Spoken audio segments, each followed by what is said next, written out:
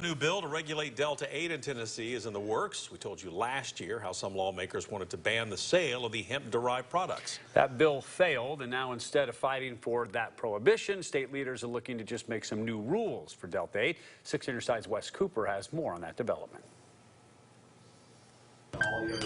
It's already out there everywhere. We can't stop it.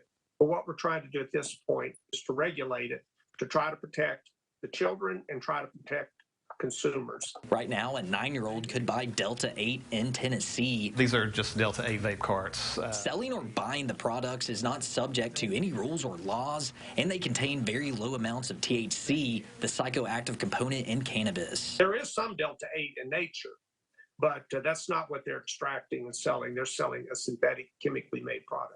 State Senator Richard Briggs, a retired heart surgeon, says Delta-8 can be dangerous if ingested. There could be contaminants, pesticides. There's nothing to say what they have to put on the package. So Briggs and State House Majority Leader William Lamberth are introducing a bill to tighten the grip on Delta-8. It doesn't mean that it's going to be a completely safe product afterwards, but at least the public, the consumer, will know that he's getting what the package says on it and that there's not harmful contaminants in the package. Under the proposed bill, there would be oversight into how Delta-8 is made and packaged. It would also ban sales to anyone under 21, and businesses would be required to have a license to sell Delta-8 products. License is about $500 a year.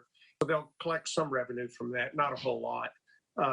And then there will be an additional 5% tax put on this, just like we tax alcohol or cigarettes for that matter. Briggs says having the bill in the hopper has nothing to do with increasing state revenue. It's simply to protect Tennesseans. It's a long bill.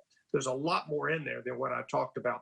But one of the things is it says that they cannot sell in Tennessee. We're not going to permit them to sell in the shape of animals or cartoon characters. And that's to try to keep the kids from thinking it's a candy. Briggs adds the majority of hemp growers in Tennessee are in favor of Delta-8 regulation. Reporting in Knoxville, Wes Cooper, WAT 6 on your side.